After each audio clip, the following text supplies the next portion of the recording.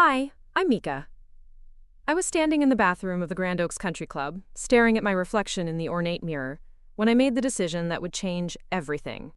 My sister Jessica's engagement party was in full swing just beyond that bathroom door, and I had just discovered something that made my blood run cold. The small white pill dissolving in my champagne glass wasn't sugar.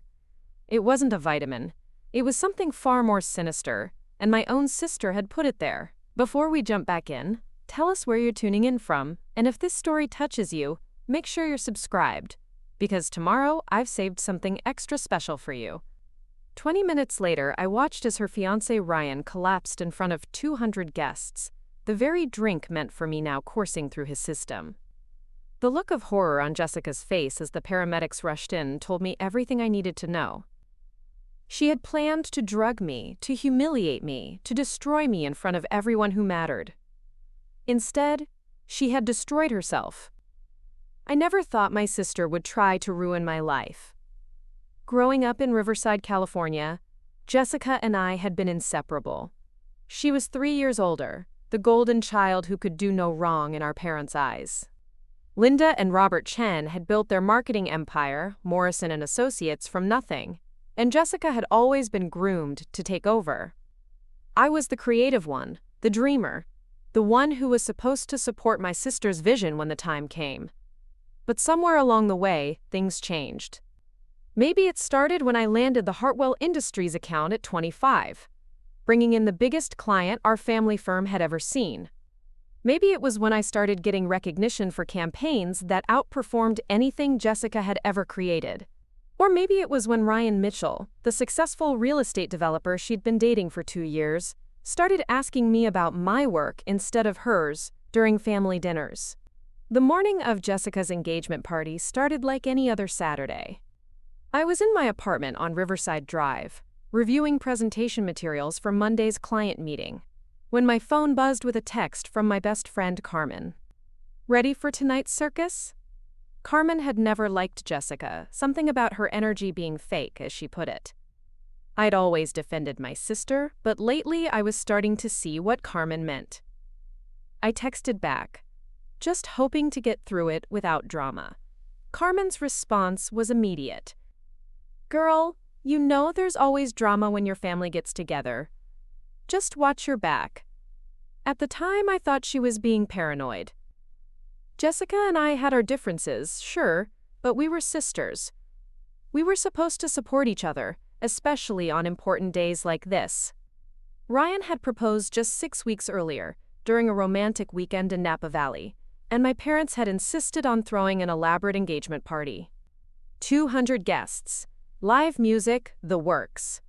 Nothing was too good for their eldest daughter. I spent the afternoon getting ready, choosing a midnight blue dress that was elegant but not attention-stealing. The last thing I wanted was to upstage Jessica on her special day.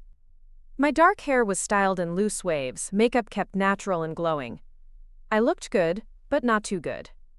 It was a delicate balance I'd learned to navigate over the years. The Grand Oaks Country Club was transformed when I arrived at 6 o'clock. White roses and fairy lights created an enchanted garden atmosphere in the main ballroom. A string quartet played softly in the corner, while servers circulated with champagne and hors d'oeuvre. Everything looked perfect, just like Jessica had always imagined her engagement party would be. "Mika!" My mother rushed over the moment I walked in, her smile bright but strained. "You look beautiful, sweetheart." Jessica is in the bridal suite upstairs, getting her final touch-ups done. "Can you believe our baby is getting married?" I hugged Linda, breathing in her familiar jasmine perfume. "She seems really happy with Ryan. He's good for her." Something flickered across my mother's face, too quick to interpret. "Yes, well, they make quite the pair." Preparing and narrating this story took us a lot of time, so if you are enjoying it, subscribe to our channel. It means a lot to us. Now, back to the story. Your father wants to see you before the toasts begin. He's by the bar. Robert was exactly where she said he'd be, nursing a scotch and talking business with Derek, Ryan's business partner. They were deep in conversation about some development project when I approached. "There's my brilliant daughter," Robert said, pulling me into a hug. "Derek was just telling me about the marketing campaign you designed for the Ocean View project. Impressive work. Derek nodded enthusiastically. Your sister's got real talent, Mr. Chen. Ryan's been raving about her creativity for months. I felt a flush of pride mixed with unease. It was nice to be recognized, but something about Derek's tone suggested there was more to the story. It's just what I do, I said modestly. Speaking of Ryan, where is the groom-to-be? Getting some air on the terrace, Derek replied. Pre-party nerves, you know how it is. As I made my way through the crowd, greeting relatives and family friends, I couldn't shake the feeling that something was off. Conversations seemed to pause when I approached, then resume with forced brightness.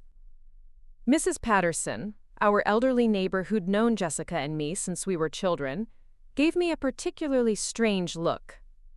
Mika, dear, she said, touching my arm gently, you look lovely tonight. I hope you know how proud your parents are of both their daughters. The emphasis on both struck me as odd, but before I could ask what she meant, Jessica appeared at the top of the grand staircase. The entire room fell silent as she descended, a vision in cream silk and diamonds.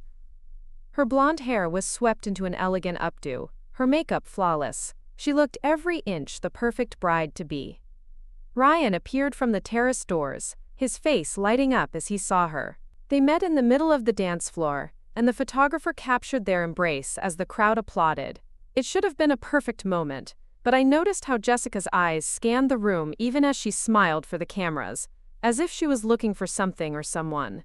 Beautiful couple, aren't they? Natalie, Jessica's best friend and maid of honor, appeared beside me.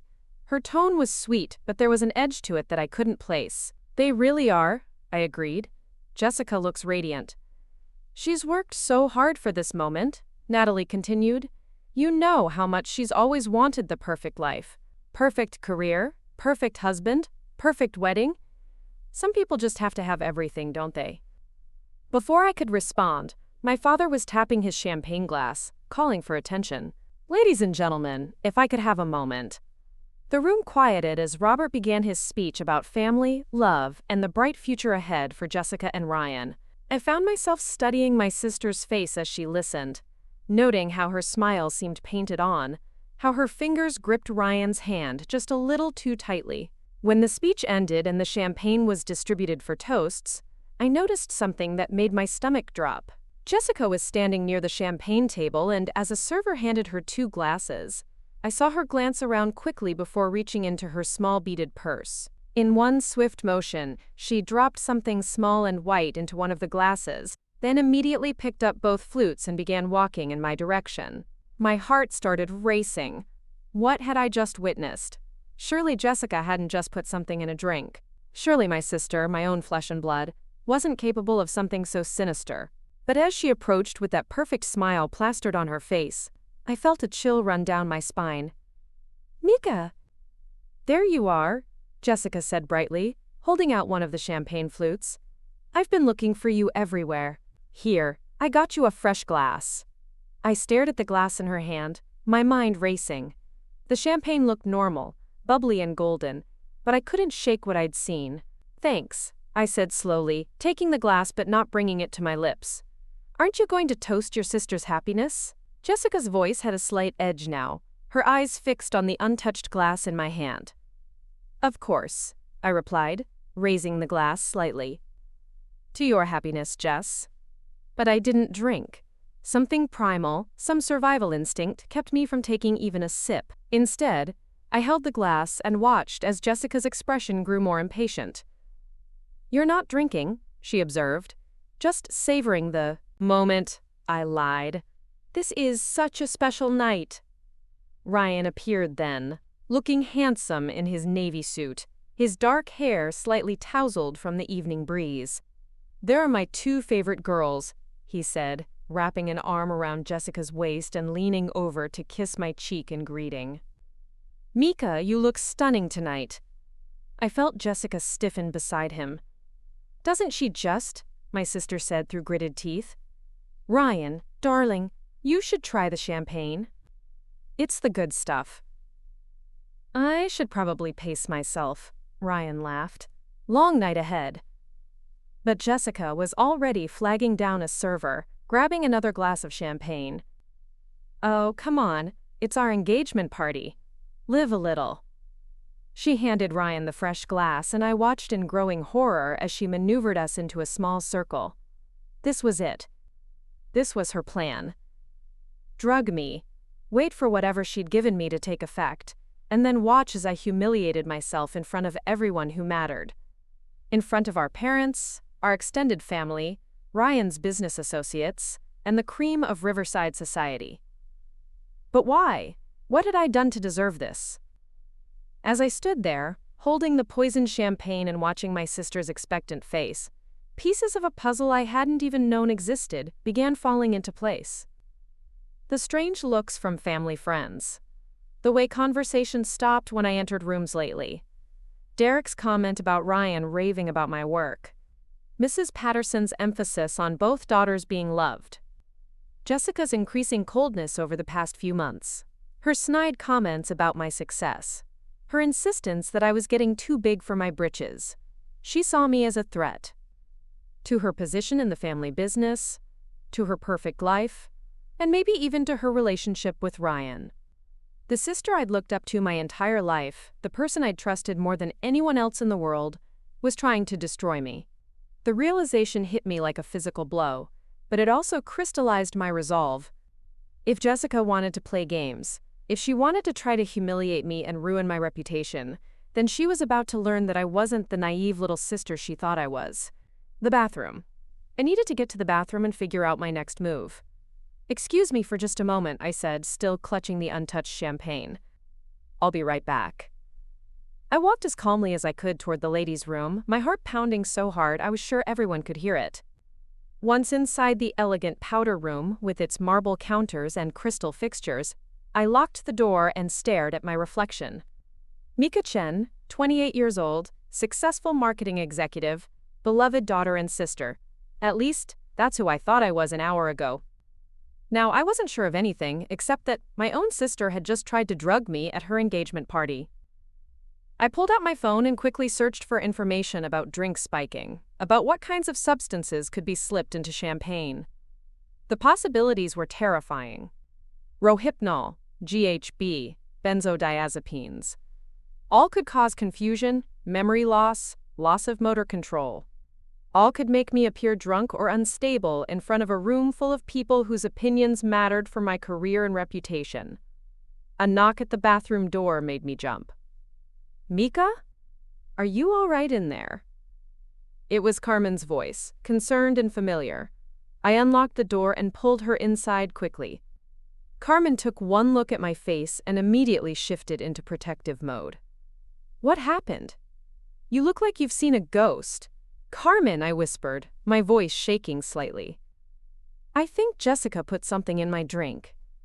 My best friend's eyes widened, then narrowed dangerously. "That bitch! I knew something was off about tonight." "Tell me everything." I quickly recounted what I'd witnessed, how Jessica had approached me with the champagne, her insistence that I drink it. Carmen listened with growing anger, her jaw clenched tight. "Where's the glass now?" she asked. I held it up, still untouched. I couldn't bring myself to drink it. Carmen carefully took the glass from my hands, examining it closely. "We need to get this tested, but first, we need to figure out how to handle tonight. If you disappear or cause a scene, she wins. If you act normal but don't drink it, she'll get suspicious and try something else. So what do I do?" Carmen was quiet for a long moment, her mind clearly working through possibilities. Then a slow smile spread across her face, the kind of smile that meant trouble. "You're going to give her exactly what she wants," Carmen said, "but not the way she expects." "What do you mean?" "You're going to go back out there, and you're going to find a way to switch that glass with someone else's. Someone whose reaction will cause maximum damage to Jessica's perfect night." The suggestion was shocking, but as I thought about it, a sense of righteous anger began building in my chest. Jessica had planned to humiliate me, to potentially harm me. All for what? Professional jealousy? Fear that I was somehow threatening her position as the golden child? "I can't just drug some innocent person," I protested. "Not innocent," Carmen said firmly. "Think about it, Mika. Who would benefit most from seeing you fail? Who would Jessica most want to impress tonight? Who's been enabling her behavior and probably knows exactly what kind of person she really is? The answer hit me immediately. Ryan. Her fiancé, the man she was supposedly madly in love with, the man whose opinion mattered more to her than anyone else's. If Ryan saw me collapse or act erratically, it would confirm whatever lies Jessica had been telling him about me. But if Ryan collapsed instead, if the man she was trying to impress saw her true nature revealed in the most public way possible. I can't, I said, but my voice lacked conviction. You can, Carmen countered, and you should. Think about what she was planning to do to you, Mika. Think about how this would have destroyed your reputation, your career, your relationship with your family. She made this choice when she decided to put that pill in your drink. As we stood in that bathroom, the sounds of the party filtering through the door, I felt something fundamental shift inside me. The naive little sister who always gave everyone the benefit of the doubt, who always tried to see the best in people, was dying. In her place was someone harder, someone who understood that sometimes the only way to protect yourself was to strike first. How? I asked quietly. Carmen's smile widened. Leave that to me. Just follow my lead and be ready when I give you the signal. We emerged from the bathroom together, Carmen immediately scanning the room like a general surveying a battlefield. The party was in full swing now, guests mingling freely as the string quartet played and servers circulated with food and drinks. Jessica was holding court near the gift table, surrounded by aunts and family friends who were gushing over her ring and asking about wedding plans. Ryan was across the room talking to my father and some business associates, a fresh glass of champagne in his hand. Perfect. Stay here, Carmen murmured. And get ready to move fast. I watched as my best friend made her way across the room with the grace of a trained dancer. Carmen had always been good at reading people, at finding their weaknesses and pressure points. She was also devastatingly beautiful when she wanted to be, with striking green eyes and auburn hair that caught the light just right. She approached the group of men casually, inserting herself into their conversation with a laugh that carried across the room. Within minutes, she had their complete attention, regaling them with some story that had them all leaning in closer. I saw Ryan's eyes light up as Carmen spoke, saw him gesture enthusiastically with his champagne glass. Then, with a movement so subtle I almost missed it, Carmen stumbled slightly, reaching out to steady herself against Ryan's arm. In that moment of contact, I saw her deftly switch his full glass for the one I'd been carrying. The poisoned champagne was now in Ryan's hand, and he was already raising it to his lips as he laughed at whatever Carmen had just said. My heart stopped. There was no taking it back now. Whatever Jessica had planned for me was about to happen to the man she loved most in the world. Carmen caught my eye across the room and nodded almost imperceptibly. It was done. I stood frozen, watching as Ryan continued talking and drinking, seemingly unaware that his life was about to change dramatically. Part of me wanted to run over and knock the glass from his hand, to warn him about what he was consuming. But a larger part, the part that was still reeling from my sister's betrayal, wanted to see this through. Jessica had made her choice when she decided to destroy me. Now she would live with the consequences. The next 20 minutes passed in slow motion. I circulated through the party, making small talk and accepting congratulations on Jessica's engagement, all while keeping one eye on Ryan. He seemed fine at first, laughing and joking with the other guests, but gradually I began to notice changes. He started blinking more frequently, his words becoming slightly slurred. When he reached for a canapé from a passing server, his hand shook slightly.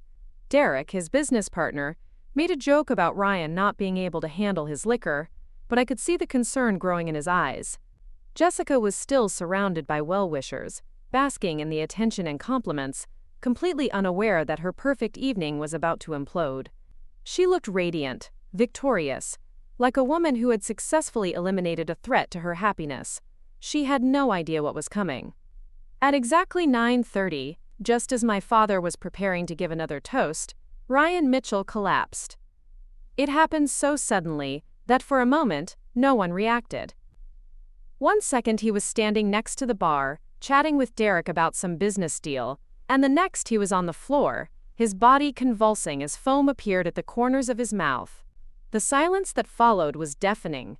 200 guests stood frozen, champagne glasses suspended halfway to their lips as they tried to process what they were witnessing. Then the screaming started. "Call 911!"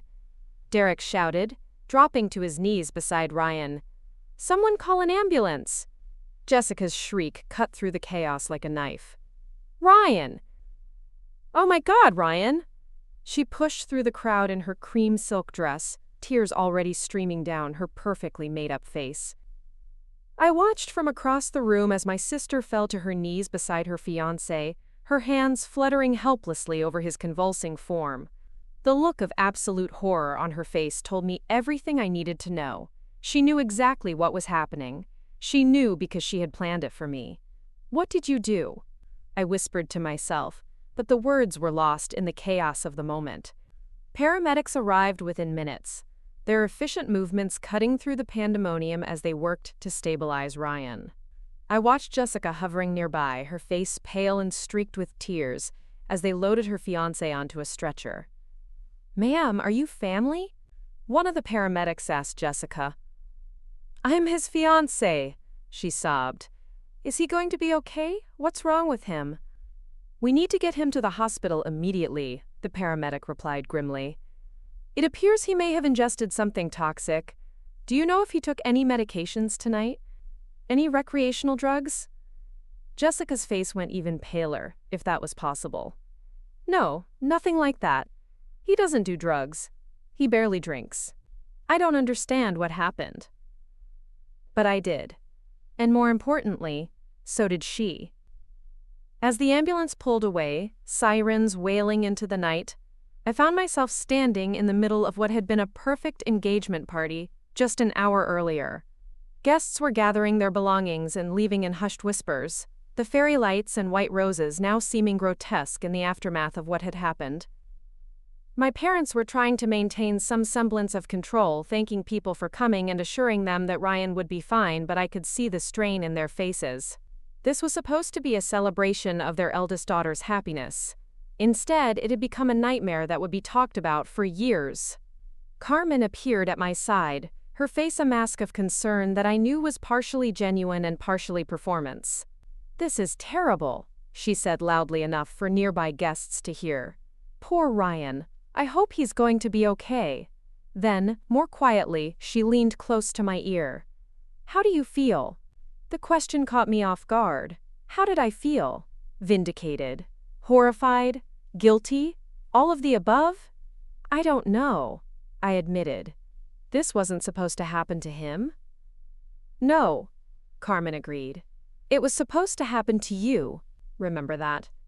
As the last of the guests filtered out, my family gathered in the now empty ballroom. Jessica was inconsolable, her perfect hair disheveled, and her makeup ruined by tears. My parents flanked her, murmuring soothing words that did nothing to calm her hysteria. "I need to go to the hospital," Jessica kept saying. "I need to be with him. What if he dies? What if Ryan dies?" "He's not going to die, sweetheart," my mother said, though I could hear the uncertainty in her voice. "The doctors will figure out what happened and fix it." I stood apart from this family tableau, feeling like an outsider looking in. These people, my people, had no idea that the woman they were comforting had just tried to destroy one of their own. They had no idea that Jessica's tears weren't just for Ryan's condition, but for the realization that her plan had backfired spectacularly. "Mika," my father called out, "can you drive Jessica to the hospital? Your mother and I need to stay here and deal with the venue." The request was so normal, so family-like, that it almost made me laugh. Of course they would ask me to take care of Jessica. That's what little sisters did, wasn't it? We cleaned up the messes and provided support and never asked too many questions. "Sure, Dad," I heard myself saying. "Of course." The drive to Riverside General Hospital was conducted in complete silence. Jessica sat in the passenger seat of my car, her body shaking with residual sobs, while I navigated the empty Saturday night streets. Every few blocks, she would pull out her phone to call the hospital for updates, but there was never any new information. "Ma'am, you'll need to speak to the doctors when you arrive," the nurse would tell her each time. "We can't give out patient information over the phone." As we pulled into the hospital parking lot, Jessica finally spoke. "I don't understand what happened," she said, her voice small and broken. "Ryan doesn't do drugs. He's so careful about what he puts in his body. He won't even take aspirin unless he absolutely has to." I turned off the engine and looked at my sister, really looked at her, for the first time that evening. Her perfect facade was completely shattered now, revealing something raw and desperate underneath. This was Jessica without the mask, without the carefully constructed image of the golden daughter. "Sometimes things happen that we can't explain," I said carefully. "Sometimes people aren't who we think they are." Something in my tone must have caught her attention because she turned to face me fully, her red-rimmed eyes searching my face. "What do you mean?" "I mean, maybe Ryan had secrets you didn't know about. Maybe he was under more stress than he let on. Maybe he took something to calm his nerves before the party." Each suggestion was a lie, and we both knew it, but I was curious to see how far Jessica would go to maintain her innocence, how long she would keep up the pretense that she had no idea what had happened to her fiancé. "That's not possible," Jessica said firmly. "I know Ryan better than anyone. He would never do anything like that." "People surprise us sometimes," I replied. "Even people we love." We sat in silence for another moment, the weight of unspoken truths hanging heavy between us. Then Jessica unbuckled her seatbelt and reached for the door handle. "I need to see him," she said. "I need to make sure he's okay." As we walked through the hospital's automatic doors, I couldn't help but think about how different this night could have been.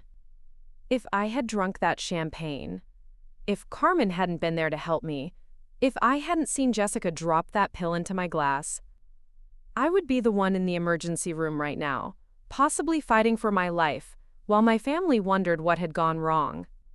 Instead, Jessica was about to face the consequences of her own actions. And for the first time since this whole nightmare began, I felt a glimmer of something that might have been satisfaction. The emergency waiting room was sterile and cold, filled with the usual collection of Saturday night casualties.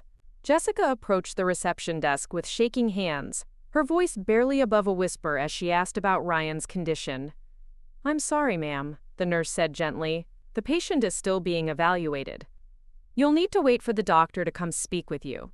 We found seats in the corner of the waiting room, Jessica clutching her phone like a lifeline while I tried to process everything that had happened. The surreal nature of the situation was starting to hit me. 3 hours ago, I had been getting ready for my sister's engagement party. Now I was sitting in a hospital, watching her fall apart while her fiancé fought the effects of a drug she had intended for me. "Miss Mitchell?" A doctor in scrubs appeared, looking around the waiting room. "That's me," Jessica said, jumping up so quickly she nearly tripped over her own feet. "I'm Jessica Chen, Ryan's fiancé. How is he? Is he going to be okay?"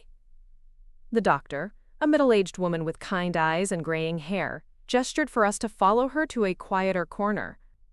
"Mr. Mitchell is stable," she said, and I saw Jessica's shoulders sag with relief.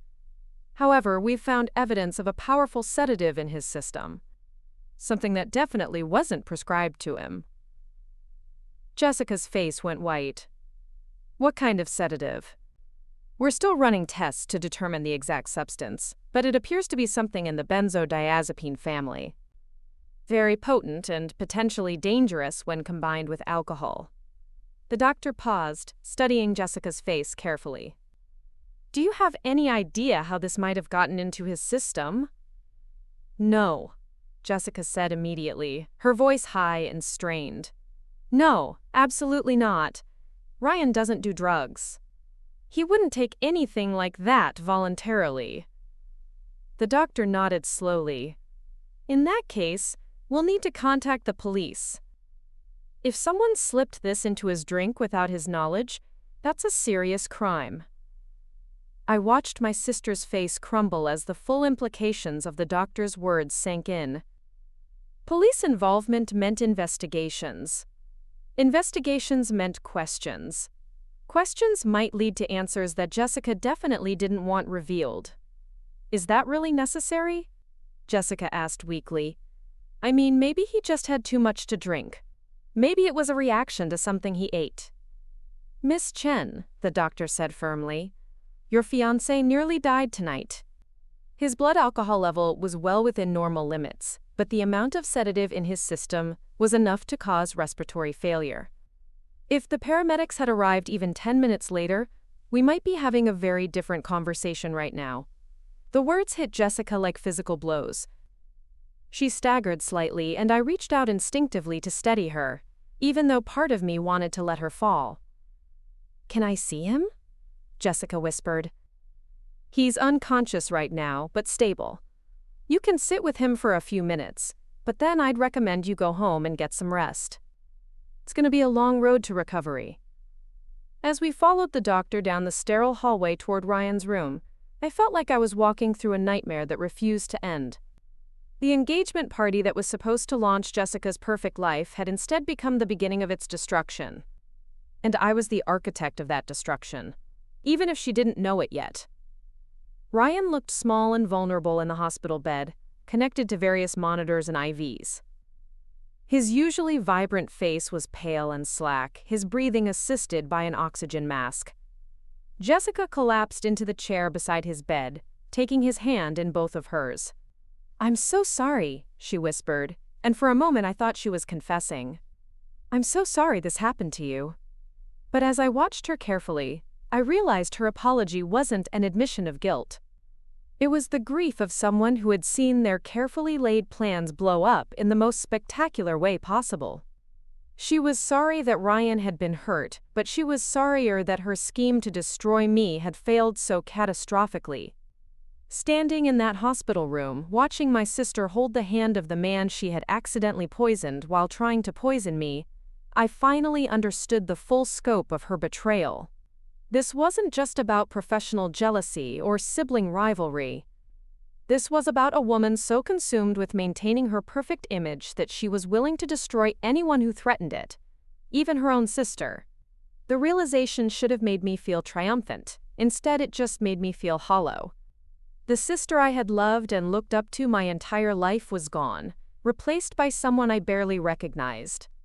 Someone capable of drugging family members to protect her own interests. As I stood there in the harsh fluorescent light of the hospital room, I knew that this was only the beginning. The police would investigate. Questions would be asked. And eventually the truth would come out. When it did, Jessica's perfect life would crumble completely. Her engagement, her reputation, her position in the family business, everything she had worked so hard to build and protect, would be destroyed. And unlike the destruction she had planned for me, this destruction would be entirely of her own making. The golden daughter was about to fall from grace in the most public way possible. And for the first time since this nightmare began, I allowed myself to smile. The next morning arrived with the harsh reality of sunlight streaming through my apartment windows. I had barely slept, my mind replaying the events of the engagement party over and over like a broken record.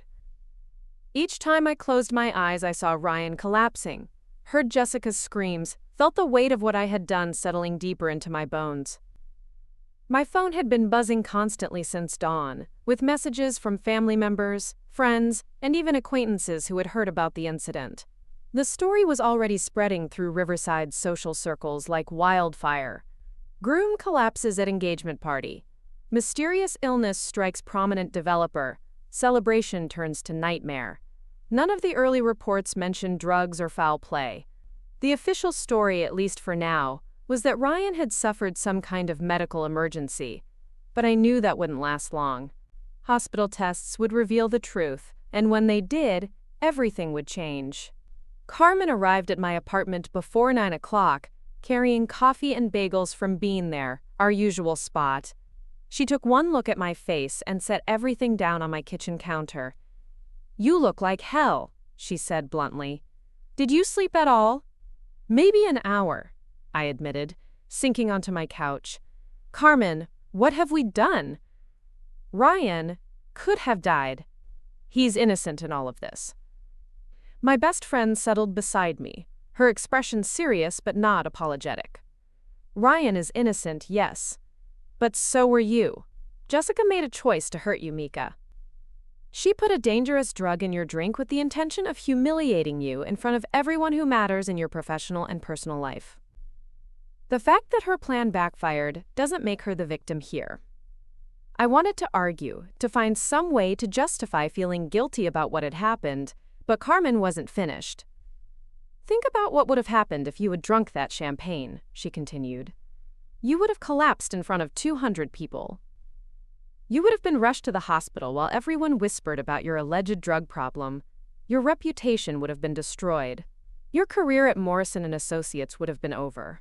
Your parents would have been devastated and confused. And Jessica would have stood there playing the concerned sister while getting exactly what she wanted. The truth of her words hit me like a physical blow. I had been so focused on the guilt of what happened to Ryan that I hadn't fully processed what Jessica had actually been trying to do to me. The maliciousness of it was staggering. But why? I asked, my voice barely above a whisper. We're sisters. We grew up together. We used to be best friends. Why would she want to destroy me like that? Carmen pulled out her phone and scrolled through something before handing it to me. I did some digging last night after I got home. Look at this. On her screen was a local business publication's website, featuring an article titled Rising Stars in Riverside Marketing. The piece highlighted young professionals making waves in the industry, and there, prominently featured, was my photo, alongside a glowing write-up about my success with the Hartwell Industries account and my innovative approach to client relations. This was published 2 weeks ago, Carmen explained. Right around the time Jessica started acting weird around you. Keep reading.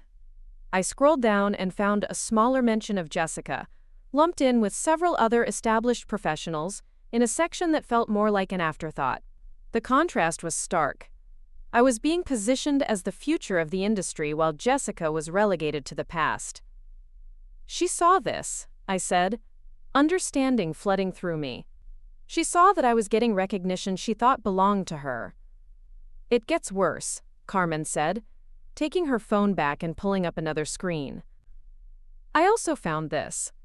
She showed me a series of social media posts from various family friends and business associates, all from the past few months. Photos from family dinners, where people were asking me about my work. Comments praising my latest campaigns. Mentions of how proud my parents must be of their brilliant younger daughter. Each post was like a knife twist in Jessica's perfect image of herself. She had always been the golden child, the one everyone expected to take over the family business and carry on the Chen legacy. But slowly, quietly, I had been outshining her, and everyone had noticed. She couldn't compete with you professionally, Carmen continued, so she decided to destroy you personally, make you look unstable, unreliable, potentially dangerous. One public breakdown would have undone years of your hard work and reputation building. The calculated nature of Jessica's plan was becoming clearer, and with that clarity came a cold anger I had never experienced before. This wasn't a moment of jealousy or a temporary lapse in judgment. This was a deliberate, premeditated attempt to ruin my life. My phone rang, interrupting my thoughts. The caller ID showed my mother's number, and my stomach immediately clenched. I had been dreading this conversation. "Hi, Mom," I answered, trying to keep my voice steady. "Mika, honey, how are you holding up?" Linda's voice was strained with exhaustion and worry. I know last night was traumatic for everyone. "I'm okay," I lied. "How's Jessica? How's Ryan?" "Jessica spent the night at the hospital. She's barely left his side. The doctors say he's stable, but they still don't know what caused his collapse. They're running more tests today." I closed my eyes, knowing that those tests would eventually reveal the truth. That's good that he's stable. I'm sure Jessica is relieved. "She's beside herself," my mother continued. "She keeps saying she doesn't understand what happened. Ryan is so healthy, so careful about what he eats and drinks. The whole thing is just baffling." The irony of Jessica playing the confused, worried fiancé was almost too much to bear. She knew exactly what had happened and why. She was probably terrified that the investigation would somehow lead back to her. "Mom," I said carefully, "have the police been involved?" There was a pause on the other end of the line. "They came to the hospital early this morning to take a statement from Jessica. Apparently, when someone is hospitalized with unexplained drug ingestion, it triggers an automatic investigation. They're treating it as a possible poisoning." My heart started racing. Police involvement meant this was about to become much more serious than a family drama. They would investigate thoroughly, interview witnesses, examine evidence, and eventually they would start asking questions that Jessica wouldn't be able to answer convincingly. "Did they talk to anyone else from the party?" I asked. "Not yet, but they said they would be contacting key witnesses over the next few days.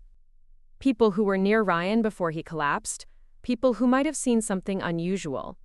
I was definitely going to be on that list. I had been at the party, I had interacted with both Jessica and Ryan throughout the evening, and I had been present when he collapsed. The police would want to know what I had observed, what I knew about Ryan's behavior, and Jessica's actions. The thought of lying to the police made my stomach churn. But what was the alternative? Confessing that I had deliberately switched drinks with Ryan after discovering my sister's plan to drug me? That would open up a whole other can of worms, and I wasn't sure I was ready for those consequences. "Mika?" My mother's voice pulled me back to the conversation. "Are you still there?" "Sorry, Mom, I'm just processing everything. It's a lot to take in."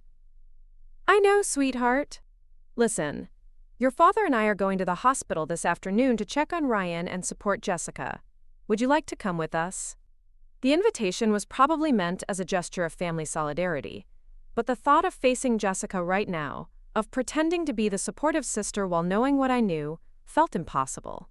"I think I'll give them some space today," I said. "But please tell Jessica I'm thinking of her." After ending the call, I sat in silence for several minutes, trying to wrap my head around the situation I found myself in. Carmen had returned to the kitchen and was preparing the bagels, giving me space to process. "That was my mom," I said when she returned. "The police are investigating. They're going to interview witnesses from the party." Carmen nodded grimly. "I figured they would. What are you going to tell them?" "I don't know," I admitted. "The truth? Part of the truth? Nothing? The truth is that your sister tried to drug you and accidentally drugged her fiancé instead. The question is whether you're ready for the fallout from that revelation." I considered her words carefully. If I told the police what I had witnessed, what would happen? Jessica would be arrested, charged with attempted poisoning or assault. The family business would be destroyed by the scandal. My parents would be devastated. Ryan would learn that his fiancée had tried to drug her own sister and had nearly killed him in the process. But if I said nothing, if I let the investigation proceed without revealing what I knew, what then? Would they eventually figure it out on their own? Would Jessica get away with what she had tried to do? Would she try again when the heat died down? "I need to know more about what happened," I said finally. "I need to understand exactly what Jessica gave me, how she got it, whether this was a spur-of-the-moment decision or something she had been planning for a while." Carmen raised an eyebrow. "You want to investigate your own sister?" "I want to protect myself," I corrected, "and I want to understand who Jessica really is underneath all that perfection. Because the person I thought I knew would never do something like this." Over the next few hours, Carmen and I developed a plan. While Jessica was at the hospital playing the devoted fiancé, we would search her apartment for evidence of how she had obtained the drugs she had tried to use on me. Carmen had a key to Jessica's place from the previous year when she had pet-sat Jessica's cat during a vacation. "This feels wrong," I said as we drove toward Jessica's upscale condo in the hills overlooking Riverside. "We're basically breaking and entering." "We're using a key she gave to someone she trusts," Carmen corrected. "And we're trying to uncover evidence of a crime she committed against you. This isn't wrong, Mika. This is self-preservation." Jessica's apartment was exactly what I expected it to be, perfectly decorated, meticulously organized, and designed to impress. Everything was in shades of white and cream, with carefully placed accent pieces that had probably been featured in design magazines. It was beautiful, sterile, and somehow cold. We started in the obvious places. The medicine cabinet in her bathroom contained the usual array of prescription bottles, all legitimate medications prescribed by real doctors. Birth control, vitamins, allergy medication, nothing that seemed relevant to what had happened at the party. Her bedroom was equally clean, with minimal personal items and no obvious hiding places. But as I searched through her nightstand drawer, my fingers brushed against something unusual. A small plastic bag tucked behind a stack of jewelry boxes. Inside the bag were 3 small white pills, identical to what I had seen Jessica drop into my champagne glass. "Carmen," I called out, my voice tight with excitement and dread. "I found something." She appeared in the bedroom doorway as I held up the bag. Her eyes widened as she saw the pills. "Those look pharmaceutical," she observed. "Not something you'd buy on the street. The shape and markings suggest they're prescription medication." I examined the pills more closely. They were round and white with what appeared to be numbers imprinted on one side. "We need to figure out what these are." Carmen pulled out her phone and started searching for pill identification websites. After a few minutes of comparing images and descriptions, she found a match. "Lorazepam," she said grimly. 2 milligram tablets. It's a benzodiazepine used to treat anxiety and panic disorders, also known as Ativan. "Is it dangerous?" "In the right dose, it's a legitimate medication. But if you slip it to someone without their knowledge, especially someone who's been drinking alcohol, it can cause respiratory depression, loss of consciousness, and potentially death." Carmen looked up from her phone. "Your sister wasn't just trying to embarrass you, Mika. She was trying to put you in the hospital." The realization hit me like a physical blow. I had known that Jessica was trying to hurt me, but I hadn't fully understood how dangerous her plan actually was. The combination of lorazepam and alcohol could have been fatal. Where would she get prescription anxiety medication? I wondered aloud. Carmen was already moving toward Jessica's home office, a small room she used for managing her personal finances and correspondence. Let's find out. The office was as organized as the rest of the apartment, with files neatly labeled and sorted in a cabinet beside her desk. Carmen started going through them systematically while I searched Jessica's computer, looking for any electronic trail that might explain how she had obtained the medication. "Got something," Carmen announced after about 20 minutes. She held up a medical file containing prescription records and appointment summaries. "She's been seeing a psychiatrist," Carmen continued, reading through the documents. "Dr. Rebecca Martinez. Looks like she started treatment about 3 months ago for anxiety and stress related to work performance." The timeline made sense. 3 months ago was when the business publication article about rising stars in marketing had been published. It was also around the time I had started noticing Jessica's increased coldness toward me. "Look at this," Carmen said, pointing to a prescription record. "She was prescribed lorazepam 6 weeks ago. The prescription was for 30 tablets, but according to this follow-up note, she told the doctor she lost most of them and needed a replacement prescription." I felt a chill run down my spine. She didn't lose them, she was saving them. "Saving them for what happened last night," Carmen agreed. "This wasn't a spontaneous decision, Mika. She had been planning this for weeks." The premeditated nature of Jessica's actions was staggering. She had sought out psychiatric treatment, obtained a prescription for a powerful sedative, lied to her doctor to get extra pills, and then methodically planned to use them against me at her own engagement party. "There's more," Carmen said, continuing to read through the file. "Look at these appointment notes." She handed me a page covered in the psychiatrist's handwriting. Most of it was standard therapeutic notes about Jessica's stress levels and coping mechanisms, but one section jumped out at me. Patient expresses significant resentment toward younger sister, whom she perceives as threatening her position within family business. Reports feeling overshadowed and undervalued. Discusses fantasies of sister experiencing professional humiliation or public failure. I read the note 3 times before the full impact hit me. Jessica hadn't just been planning to drug me. She had been discussing her desire to see me fail with a mental health professional for months. She told her psychiatrist she wanted to see me humiliated, I said, my voice barely above a whisper. She told her psychiatrist she fantasized about it, Carmen corrected. That's even worse. That suggests this has been consuming her thoughts for a long time. We continued searching through Jessica's apartment for another hour, finding additional evidence of her deteriorating mental state. Her internet search history, which she had apparently forgotten to clear, included searches for, quote, how to spike someone's drink, undetectable sedatives, and lorazepam and alcohol interactions. She had researched exactly what she was planning to do to me, including the potentially fatal consequences. By the time we left Jessica's apartment, I felt like I was seeing my sister clearly for the first time in my life. The perfect golden daughter facade had been completely stripped away, revealing someone consumed with jealousy and capable of attempted murder. "What now?" Carmen asked as we drove back toward my apartment. "Now I have to decide what to do with this information," I replied. "Do I turn it over to the police? Do I confront Jessica directly? Do I tell my parents? What do you want to happen to her?"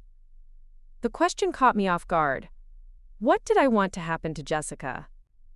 Part of me wanted her to face the full consequences of her actions, to be arrested and charged, and publicly exposed for what she had tried to do. But another part of me, the part that still remembered the sister I had loved for 28 years, wanted to find some way to handle this privately. "I want her to admit what she did," I said finally. "I want her to acknowledge that she tried to hurt me and explain why. I want her to understand the full scope of what she almost caused. And if she refuses, if she continues to play the innocent victim, then I'll make sure the truth comes out, whatever the cost." That evening, I received a call from Detective Sarah Morrison of the Riverside Police Department. She wanted to schedule an interview for the following day to discuss what I had observed at the engagement party. Her voice was professional but concerned, and I could tell this was being treated as a serious investigation. "Miss Chen," she said, "I understand you were present when Mr. Mitchell collapsed. I'd like to go over the events of that evening with you, particularly any interactions you witnessed between Mr. Mitchell and other party guests." "Of course," I replied. "I want to help however I can. We'll also be interviewing your sister and other family members over the next few days. This is a complex case, and we want to make sure we have a complete picture of what happened." After hanging up, I realized I had less than 24 hours to decide how much of the truth I was willing to reveal. The evidence Carmen and I had found in Jessica's apartment was damning, but it had been obtained without her knowledge or consent. I wasn't sure if it would be admissible in court, and I wasn't sure if I was ready to destroy my family by revealing it. But I was also keenly aware that Jessica had tried to destroy me first. She had planned and executed an attack that could have killed me, all because she couldn't handle the fact that I was succeeding professionally. As I prepared for bed that night, my phone buzzed with a text message from an unknown number. When I opened it, my blood ran cold. "I know what you did at the party. We need to talk." Jessica knew. Somehow, despite everything that had happened, despite Ryan's hospitalization and the police investigation, Jessica had figured out that I was involved in switching the drinks. My hands shook as I typed back a simple response. "Where and when?" Her reply came immediately. "My apartment. Tomorrow at noon. Come alone." The game, it seemed, was far from over. Jessica was ready for a confrontation, and so was I.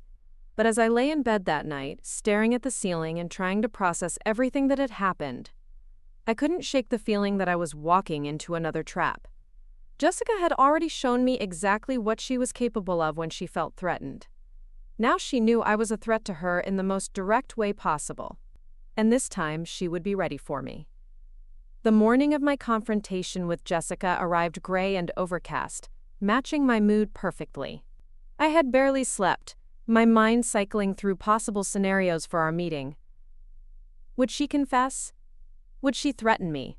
Would she try to manipulate me into keeping quiet about what I knew?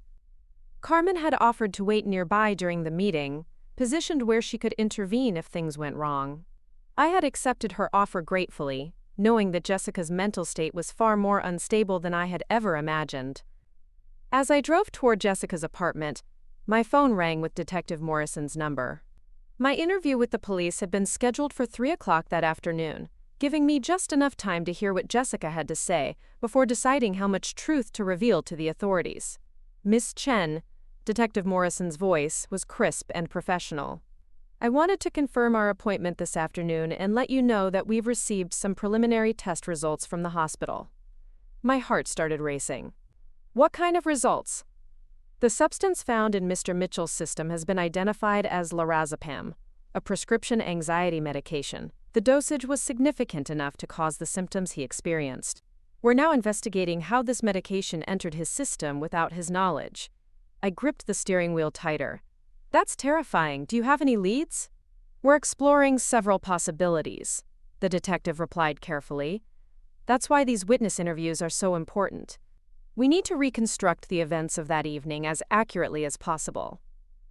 After ending the call, I sat in my car outside Jessica's building for several minutes, gathering my courage.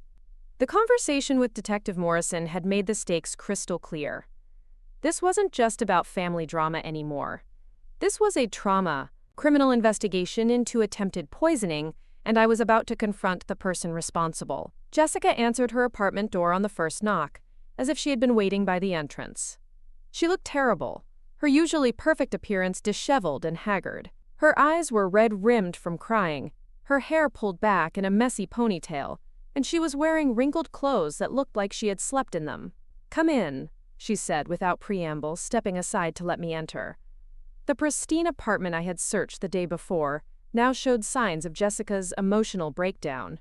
Tissues scattered across surfaces, empty coffee cups on every table, and the distinct smell of stress and sleeplessness hanging in the air. "How's Ryan?" I asked, genuinely concerned despite everything that had happened. "He's awake," Jessica replied flatly. "Confused, scared, but awake. The doctors say he'll make a full recovery, but it's going to take time." She led me to her living room, where we sat on opposite ends of her white leather couch like adversaries preparing for battle. The silence stretched between us for several long moments before Jessica finally spoke. "I know you switched the drinks," she said, her voice barely above a whisper. "I saw you talking to Carmen near the bathroom. Saw the way you both watched Ryan afterward. You knew what was in that glass and you made sure he drank it instead of you." I had prepared for this accusation, but hearing it spoken aloud still sent a chill through me. "What are you talking about, Jessica? Don't lie to me," she snapped, some of her old fire returning. "I'm not stupid, Mika.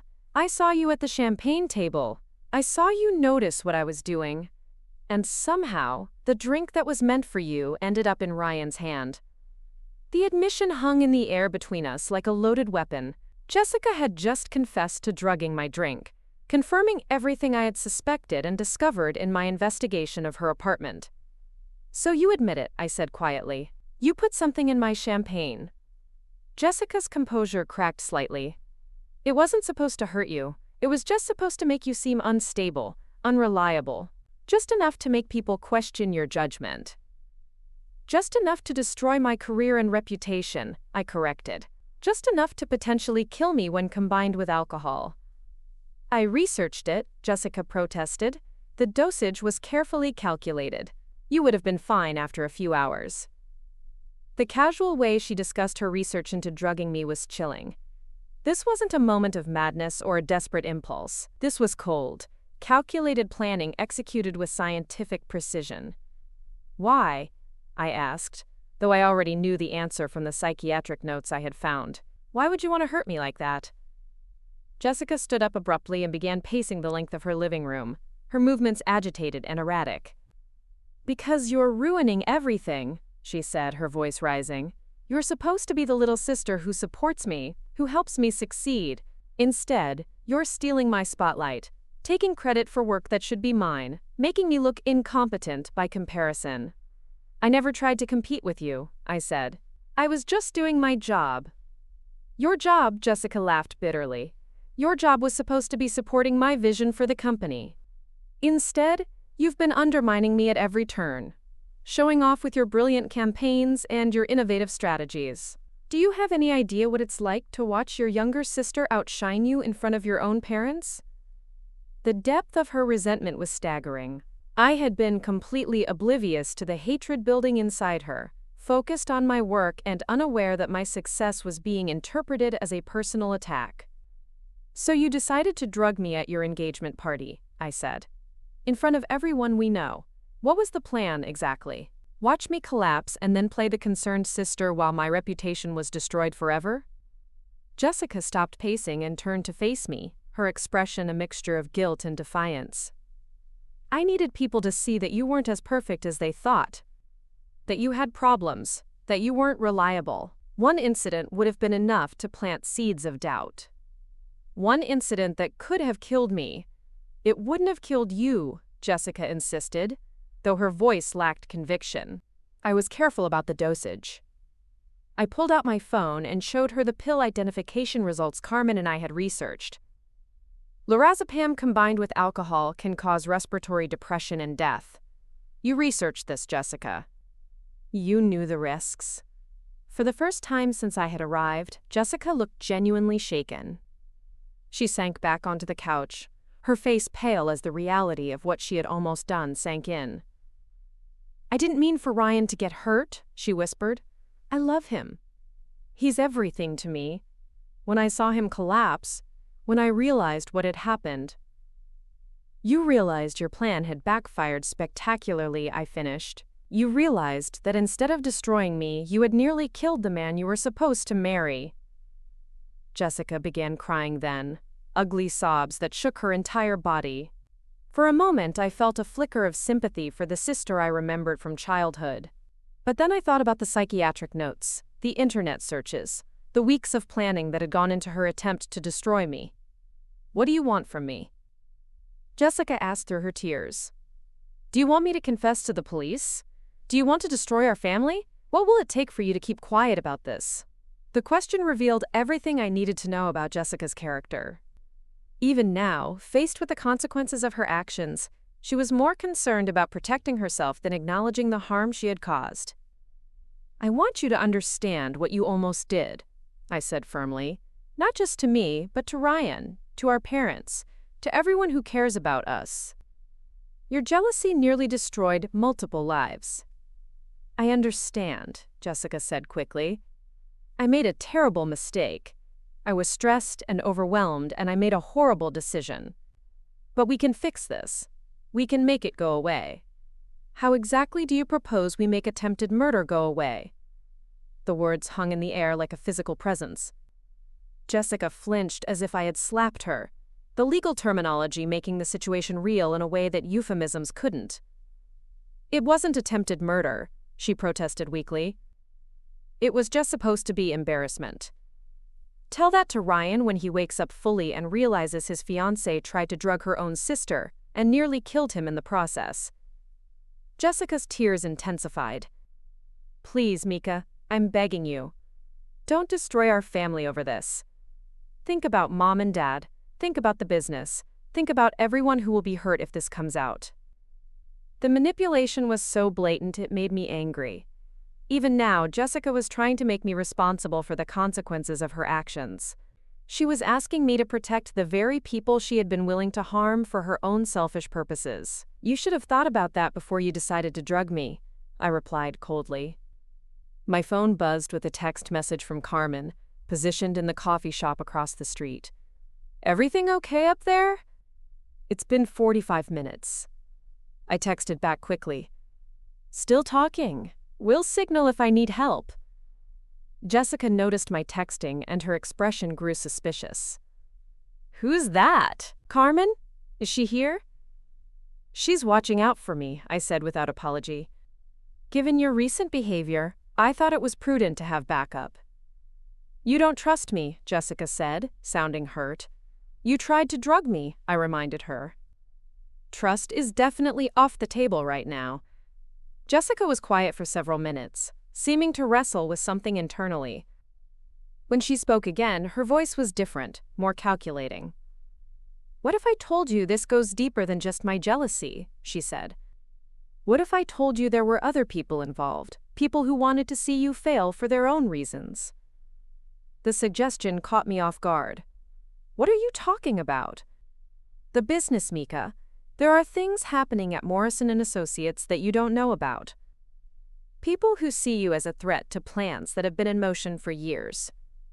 I studied my sister's face, trying to determine if this was another manipulation or if she was revealing something genuinely important. What kind of plans? Jessica glanced toward her windows, as if checking to see if anyone was watching, then leaned closer to me. Dad's been talking about retirement, about choosing a successor to run the company. For years, everyone assumed it would be me, but lately, with your success, with the way clients respond to you, the implication hit me immediately. You think he's considering making me his successor instead of you? I don't think it, Jessica said. I know it. I've seen the draft documents his lawyer prepared. Your name is on them, not mine. If this was true, it changed everything. Jessica's attempt to drug me wasn't just about sibling rivalry or professional jealousy. It was about a potential inheritance worth millions of dollars. Even if that's true, I said carefully, it doesn't justify what you tried to do to me. No, it doesn't, Jessica agreed. But it explains why other people might have encouraged me, might have suggested that something needed to be done about the Mika problem. The phrase "the Mika problem" sent chills down my spine. Who? Who encouraged you? Jessica hesitated, clearly debating how much to reveal. Marcus Webb, she said finally. Dad's business partner. He's been Dad's right hand for 15 years, and he expected to have significant influence over whoever took over the company. Your independent streak makes him nervous. Marcus Webb was a name I knew well. He had been instrumental in building Morrison & Associates into the successful firm it was today, and he was definitely someone who valued control and predictability. If he saw me as a threat to his position and influence, he might indeed have been willing to encourage Jessica's destructive impulses. Are you saying Marcus knew about your plan to drug me? Not specifically, Jessica said quickly. But he made it clear that something needed to be done about your growing influence. He suggested that if you were to experience some kind of professional setback, it might level the playing field. The revelation was disturbing, but I wasn't sure if I believed it. Jessica was desperate to shift blame away from herself, and implicating Marcus Webb might be another manipulation tactic. Do you have any proof of this? I asked. Jessica bit her lip nervously. We had several conversations over the past few months. I might have recordings on my phone. She retrieved her phone from the kitchen counter and began scrolling through voice memos and recorded calls. After several minutes, she found what she was looking for. Here, she said, playing an audio file. This was from 3 weeks ago. Marcus Webb's voice filled the room, tinged with frustration and concern. Jessica, you need to understand that your sister's recent success is creating complications for the long-term vision of this company. Your father is starting to see her as leadership material, which wasn't part of our original succession planning. Jessica's voice responded, What do you think I should do about it? I think Mika needs to experience some kind of setback that reminds everyone, including your father, that she's not ready for senior leadership. Something that raises questions about her judgment or reliability. What kind of setback? That's for you to figure out. But it needs to be significant enough to change the narrative around her rising star status. The recording continued for several more minutes, with Marcus suggesting various ways Jessica might undermine my professional reputation. While he never explicitly suggested drugging me, the implication was clear that he wanted Jessica to take action against me. I felt sick listening to the conversation. Two people I had trusted, people I had worked with and considered family, had been plotting my professional downfall for weeks. This is conspiracy, I said when the recording ended. Marcus was actively encouraging you to sabotage me. He never said to drug you, Jessica pointed out. He just said something needed to happen to change Dad's perception of you. And you decided that something was slipping sedatives into my drink at your engagement party. Jessica's face crumpled again. I wasn't thinking clearly. I was so angry, so scared of losing everything I had worked for. When Marcus kept talking about how something needed to be done, it felt like pressure, like I had to act or watch my entire future disappear. I understood the psychology of what had happened, but understanding didn't equal forgiveness. Jessica had made a choice to try to hurt me, regardless of the external pressures she faced. What about Dr. Martinez? I asked. Did Marcus know you were seeing a psychiatrist? Jessica shook her head. That was my own decision. I was having panic attacks about work, about you, about everything falling apart. Dr. Martinez helped me understand my feelings, but she never suggested I should act on them. Except you did act on them. You used medication she prescribed to help you as a weapon against me. I know, Jessica whispered. I know how wrong that was. I've destroyed everything, haven't I? My relationship with Ryan, my relationship with you, my career, my reputation, all because I couldn't handle the fact that my little sister was better at the job than I was. The admission was the closest thing to a genuine apology I had heard from Jessica, but it came too late to change what had happened. The damage was done, and the consequences were already in motion. My phone rang with Detective Morrison's number, reminding me that I had to be at the police station in less than 2 hours for my interview. I have to go, I told Jessica, standing up from the couch. What are you going to tell the police? She asked, panic creeping into her voice. I'm going to tell them the truth, I replied. About what I saw, what I know, and what I discovered about your planning and Marcus's involvement. Jessica grabbed my arm as I headed toward the door. Please, Mika. I'm begging you. Think about what this will do to our family, to the business, to everyone we care about. I looked down at her hand on my arm, then back at her face. You should have thought about that before you decided I was a problem that needed to be solved. I pulled free from her grasp and walked toward the door, but Jessica's voice stopped me one more time. If you destroy me, she said, her tone suddenly cold and threatening, I'll make sure you go down with me.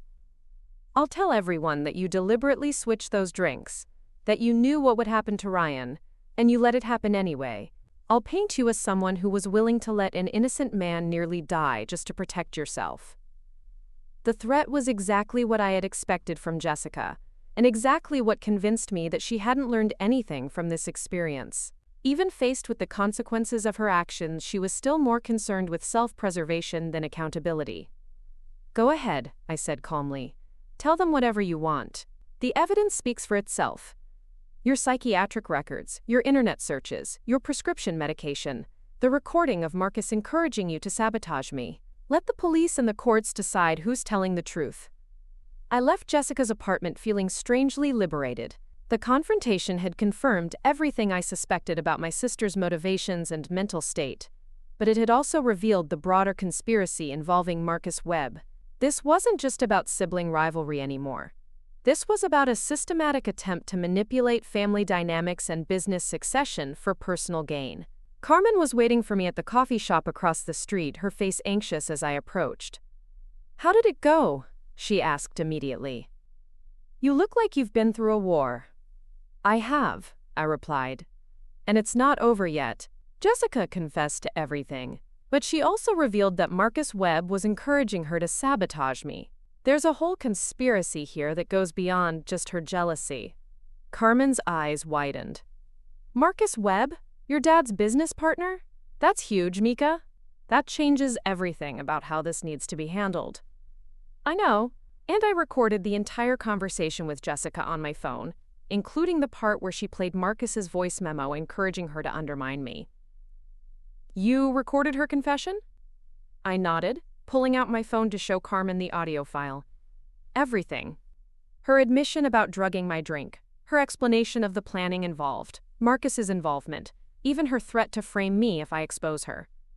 Carmen listened to portions of the recording with growing amazement. This is ironclad evidence, Mika. Not just against Jessica, but potentially against Marcus as well, if he can be shown to have encouraged her criminal behavior. As we drove toward the police station, I felt the weight of responsibility settling on my shoulders.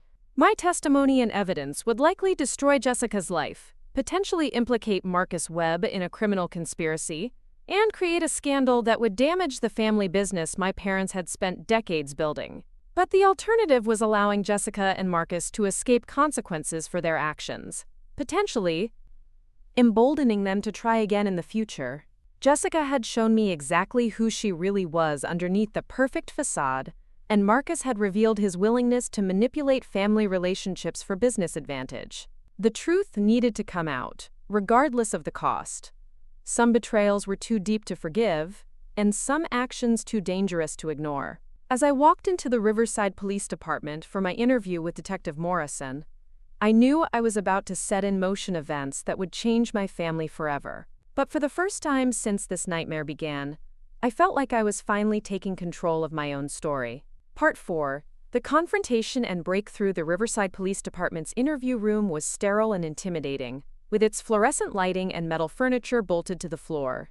Detective Sarah Morrison sat across from me, her notepad open and a digital recorder placed between us on the scratched table surface. "Thank you for coming in today, Miss Chen," Detective Morrison began, her voice professional but warm. "I know this is a difficult situation for your family. Before we start, I want you to know that anything you tell me will be thoroughly investigated and verified." I took a deep breath, my phone containing the recorded confession from Jessica weighing heavily in my purse. "I understand, Detective. I want to help in any way I can. Let's start with the engagement party. Can you walk me through the evening from your perspective, particularly any interactions you had with Mr. Mitchell or your sister?" I began with my arrival at the Grand Oaks Country Club, describing the festive atmosphere and the seemingly perfect celebration. As I spoke, I watched Detective Morrison's face carefully, trying to gauge her reactions to the details I was providing. "You mentioned seeing your sister near the champagne table," Detective Morrison said when I reached that part of the story. "Can you describe exactly what you observed?" This was the moment of truth. I could continue with a vague description and let the investigation proceed without my insider knowledge, or I could reveal everything I knew and watched my family implode in real time. "Detective Morrison," I said carefully, "before I continue, I need to tell you that I have information beyond just what I observed at the party, information that directly relates to what happened to Ryan Mitchell." The detective's eyebrows rose slightly. "What kind of information?" I pulled out my phone and placed it on the table. "I have a recording of my sister confessing to putting medication in a drink that was intended for me. She also reveals the involvement of another person who encouraged her actions." Detective Morrison leaned forward, her full attention now focused on me. "Miss Chen, are you telling me that you have evidence that your sister deliberately drugged someone at her engagement party?"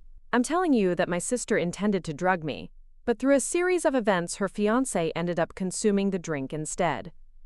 I pressed play on the audio file, and Jessica's voice filled the small room. For the next 30 minutes, Detective Morrison listened to the entire recording with growing intensity. She took extensive notes as Jessica's confession unfolded, occasionally pausing the audio to ask clarifying questions about context or timing. When Marcus Webb's voice emerged from the recording, discussing the need for me to experience a professional setback, Detective Morrison's expression grew particularly grim. "Miss Chen," she said when the recording ended, "this is extremely serious evidence. Your sister has essentially confessed to attempted poisoning, and this Marcus Webb appears to have provided encouragement or direction for her actions." "I understand the gravity of the situation," I replied, "but I felt you needed to know the truth about what happened." Detective Morrison was quiet for several moments, clearly processing the implications of what she had heard. "How did you obtain this recording? When did this conversation take place?" I explained about Jessica's text message demanding a meeting, our confrontation at her apartment, and my decision to record our conversation for my own protection. Detective Morrison nodded approvingly at my precautions. "You did the right thing by recording that conversation and bringing it to us," she said.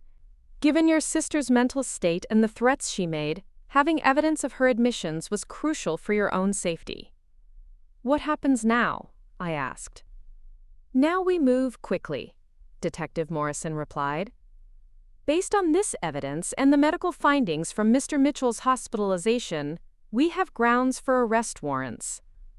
We'll be taking your sister into custody today, and we'll be interviewing Marcus Webb regarding his potential involvement in encouraging criminal activity." The finality of her words hit me like a physical blow. Within hours, Jessica would be arrested and charged with attempted poisoning. My family's carefully constructed world was about to shatter completely. "Will my parents need to be notified?" I asked. "We'll contact them as part of the process," Detective Morrison confirmed. "They'll need to know what's happening, especially since this may impact their business if Marcus Webb is implicated in criminal activity." As I left the police station, my phone was already buzzing with urgent messages. Word of police activity was apparently spreading quickly through Riverside's interconnected social circles. Carmen met me at my apartment, her face tight with concern. "How did it go?" "They're issuing arrest warrants. I said simply. For Jessica and possibly for Marcus as well.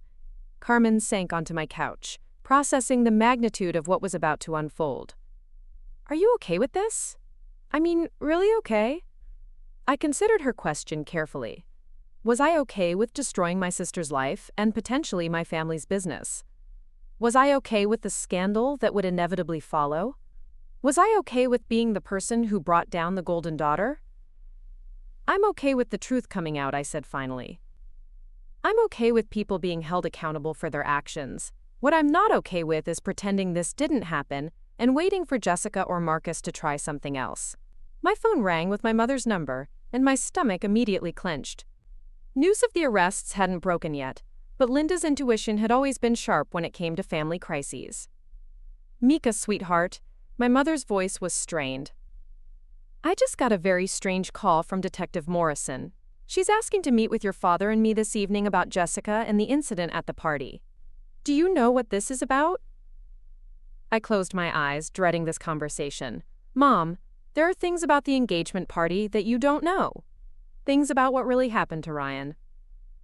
What kind of things? Linda's voice grew sharp with worry. The kind of things that are better discussed in person. Can I come over?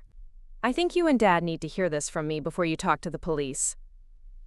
There was a long pause on the other end of the line. Mika, you're scaring me. What aren't you telling us? I'll be there in 20 minutes, I said. Please ask Dad to be there too. This affects the whole family. The drive to my parents' house in the affluent Riverside Hills neighborhood felt like traveling toward an execution. The stately Tudor-style home where I had grown up looked the same as always, with its manicured landscaping and welcoming front porch. But I knew that after today, nothing would ever be the same for the Chen family. My parents were waiting in the living room when I arrived, their faces etched with worry and confusion. Robert looked older than I remembered, the stress of recent events clearly taking a toll on him. Linda sat rigidly on the edge of her chair, her hands clasped tightly in her lap. Sit down, sweetheart, Robert said gently. Tell us what's going on. I took a deep breath and began with what I had witnessed at the engagement party, describing Jessica's actions at the champagne table and my growing suspicions about what she had done. My parents listened in stunned silence as I explained how I had avoided drinking the drugged champagne and how Ryan had ended up consuming it instead. That's impossible, Linda said when I finished.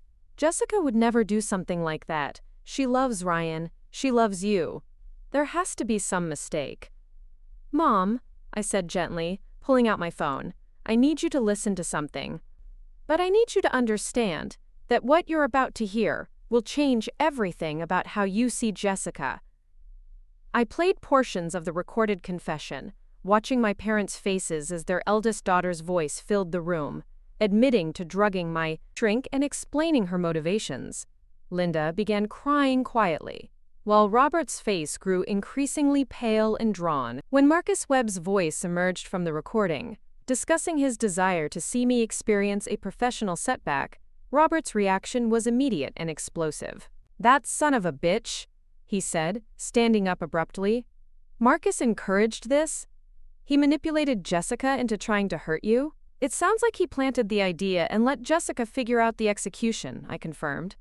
But Dad, Jessica made the choice to go through with it. She researched the drug interactions, she obtained the medication, she planned the whole thing out over weeks. Robert began pacing the living room, his businessman's mind clearly working through the implications. This destroys the company, he said grimly. Once this becomes public, once clients learn that my business partner was involved in encouraging criminal activity against my own daughter, Morrison and Associates is finished. Robert, Linda said through her tears, forget about the business right now. Our daughter tried to poison our other daughter. How did we miss this? How did we not see that Jessica was capable of something like this? The pain in my mother's voice was heartbreaking. Linda had always prided herself on being close to her daughters, on understanding their needs and motivations. Discovering that Jessica had been hiding such deep resentment and planning such a devastating attack had shattered her sense of reality. The police are issuing arrest warrants, I told them. Jessica will be charged with attempted poisoning, and Marcus will likely face charges related to conspiracy or encouraging criminal activity. Robert stopped pacing and looked at me directly. "What do you need from us, Mika? How can we support you through this?" The question caught me off guard. I had expected anger, denial, or attempts to minimize what had happened. Instead, my father was offering unconditional support for my decision to expose the truth. "I need you to understand that I didn't want this to happen," I said. "I never wanted to hurt Jessica or damage the family, but I couldn't let her get away with trying to destroy me, and I couldn't risk her trying something like this again." "You did the right thing," Robert said firmly. "What Jessica did was unforgivable, and Marcus's involvement makes it even worse. They both need to face the consequences of their actions." Linda wiped her eyes and looked at me with a mixture of sadness and pride. "I'm so sorry, sweetheart. Sorry that your own sister put you in this position. Sorry that we didn't protect you from this. Sorry that you had to be the one to expose it." We sat together for another hour, discussing the practical implications of what was about to unfold. Robert would need to remove Marcus from the business immediately and prepare for the potential fallout with clients and partners. Linda would need to process the reality that her eldest daughter was facing serious criminal charges. And I would need to prepare for the media attention and family drama that would inevitably follow. As evening approached, my phone buzzed with a news alert from a local media outlet. "Riverside woman arrested in connection with engagement party poisoning."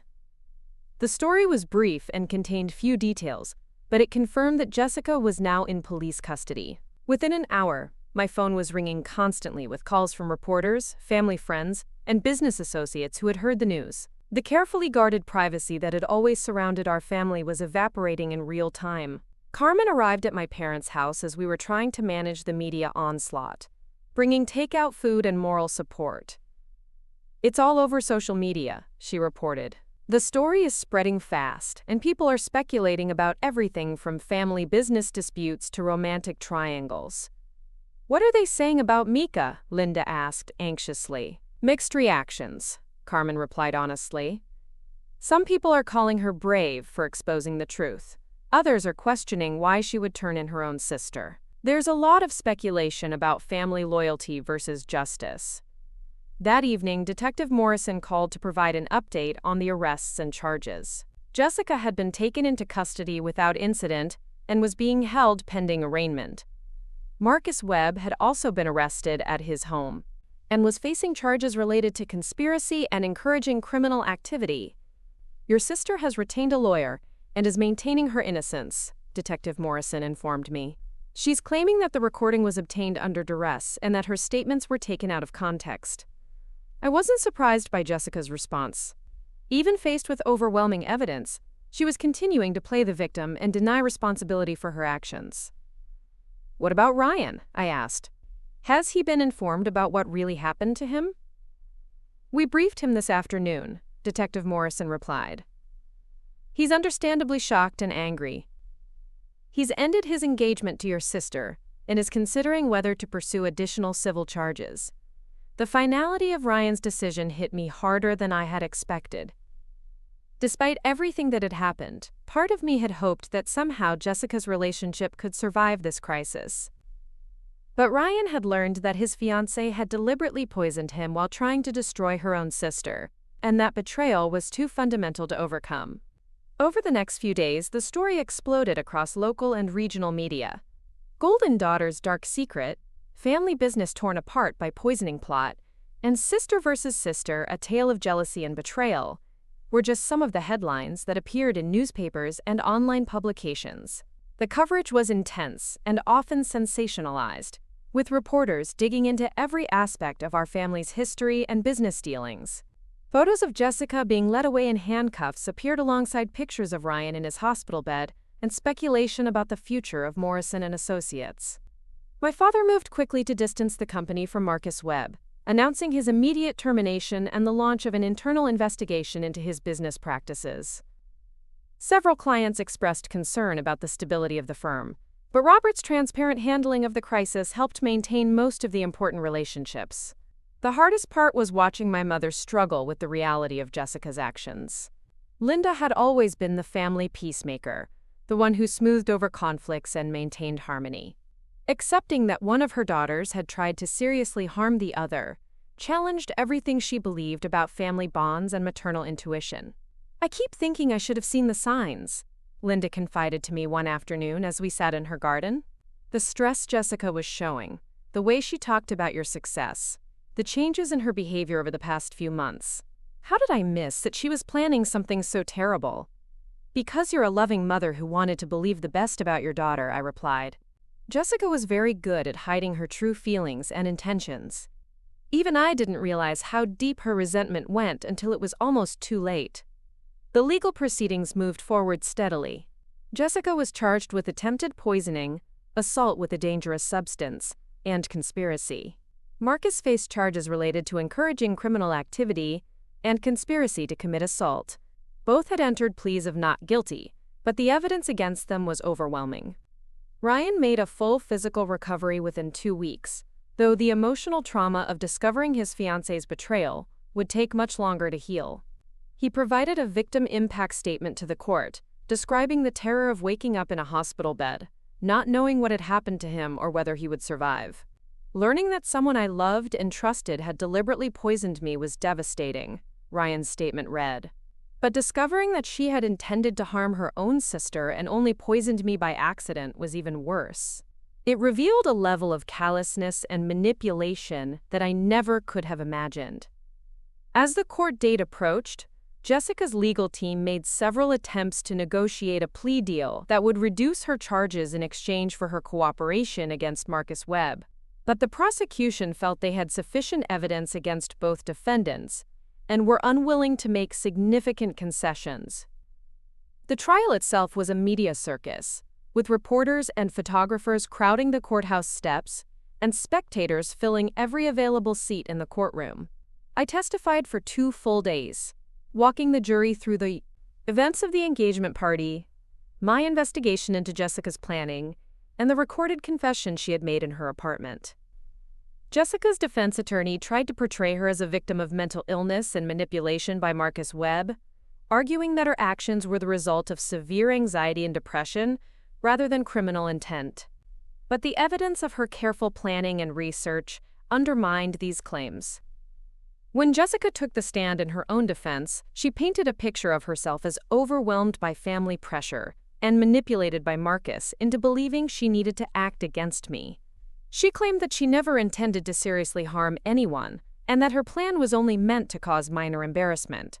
But on cross-examination, the prosecutor used Jessica's own recorded words against her, playing portions of our conversation where she discussed her research into drug interactions and her careful calculation of dosages. Her calm, methodical description of her planning contradicted her claims of mental instability and impaired judgment. Marcus Webb's defense was even weaker.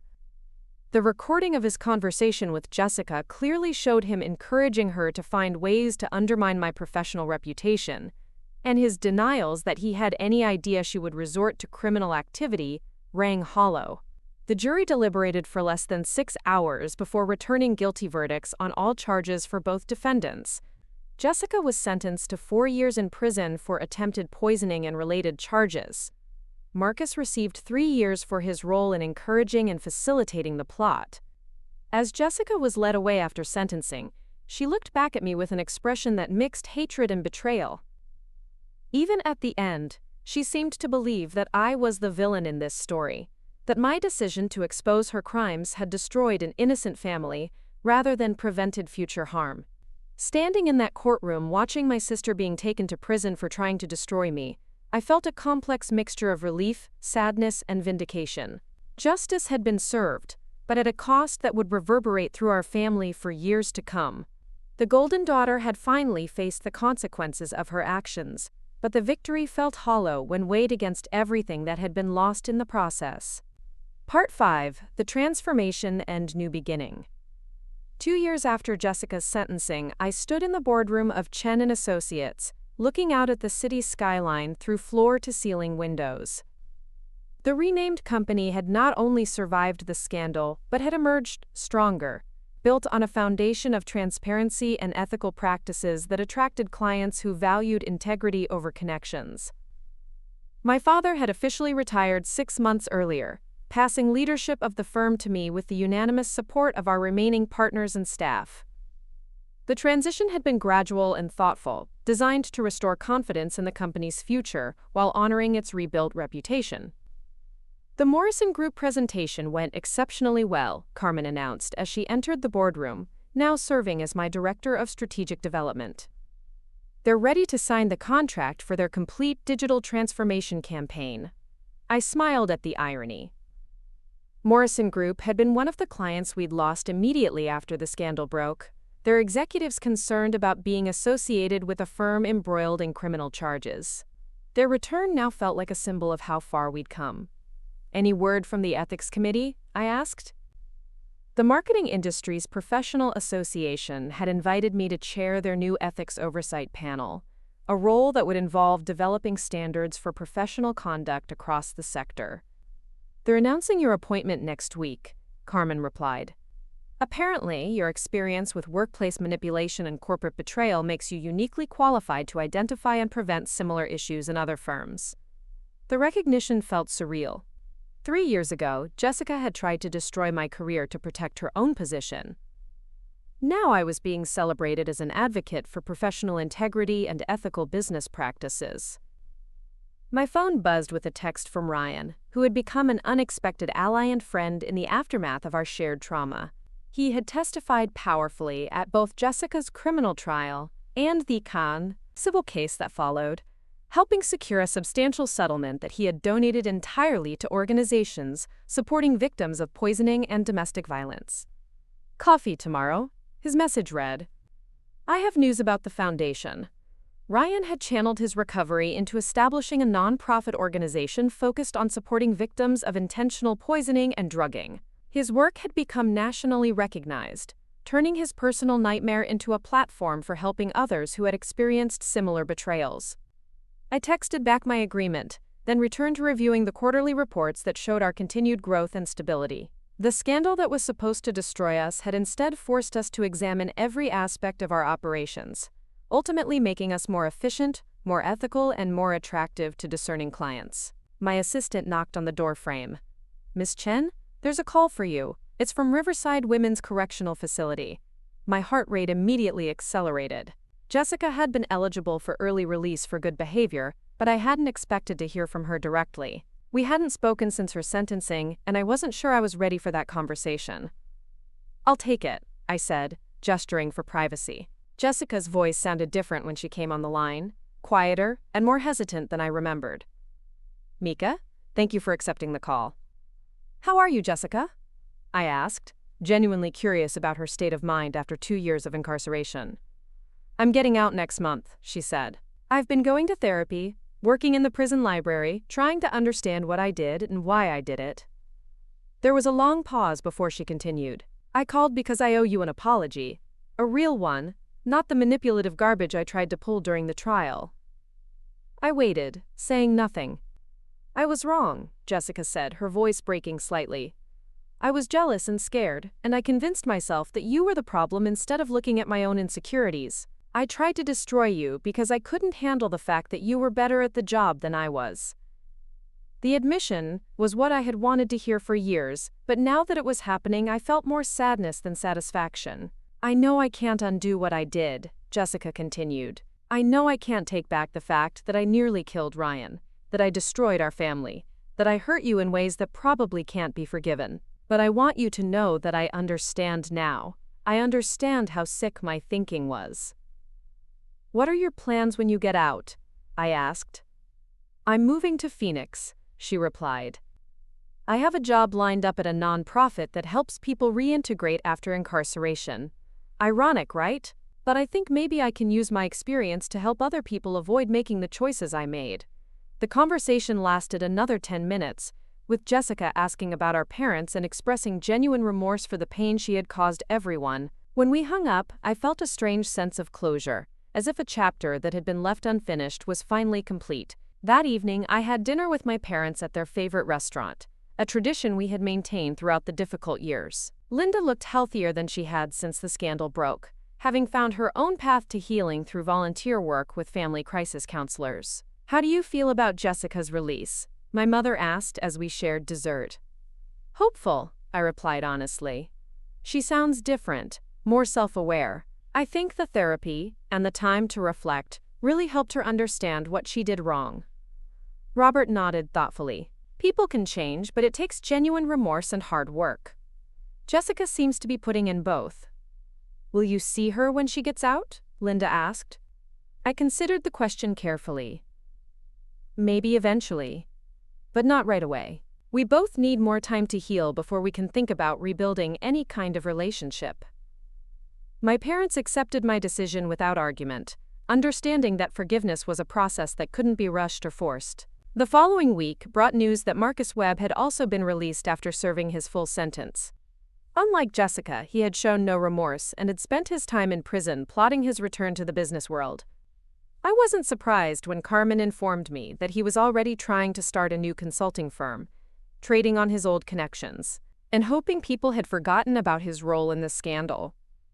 Some people never learn, Carmen observed, but that's his problem now, not ours. She was right. Marcus's future choices were his responsibility, just as Jessica's recovery was hers. I had learned that I couldn't control other people's decisions or guarantee their growth, but I could control my own responses and build systems that protected against future betrayals. The Ethics Committee appointment was announced to considerable industry fanfare, with several prominent publications running features about my journey, from scandal victim to industry leader.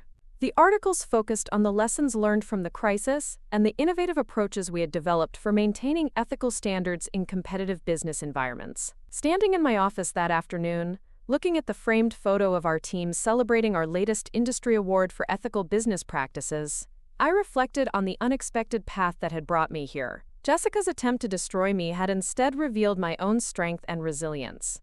Her betrayal had forced me to examine my values and choose courage over comfort. The golden daughter had fallen from grace, but in doing so, she had inadvertently created space for someone else to rise, someone who understood that true success wasn't about destroying others, but about building something better together. My phone buzzed with a message from a young marketing professional who had reached out after reading about my work with the Ethics Committee. Your story inspired me to speak up about harassment at my firm, she wrote. Thank you for showing that doing the right thing is worth the cost. Messages like this arrived regularly now, from people who had found courage in my example to confront their own workplace challenges. Each one reminded me that Jessica's attempt to silence one voice had instead amplified thousands. As I prepared to leave the office that evening, I thought about the engagement party that had started this entire journey. In trying to drug me, Jessica had accidentally revealed her true nature and set in motion the events that would ultimately lead to justice, healing, and transformation for everyone involved. Sometimes the worst betrayals become the catalyst for the best outcomes. Sometimes being knocked down teaches you how to stand stronger than ever before. And sometimes the people who try to destroy you end up giving you exactly what you need to become who you were always meant to be. Up next, you've got 2 more standout stories right on your screen. If this one hit the mark, you won't want to pass these up. Just click and check them out.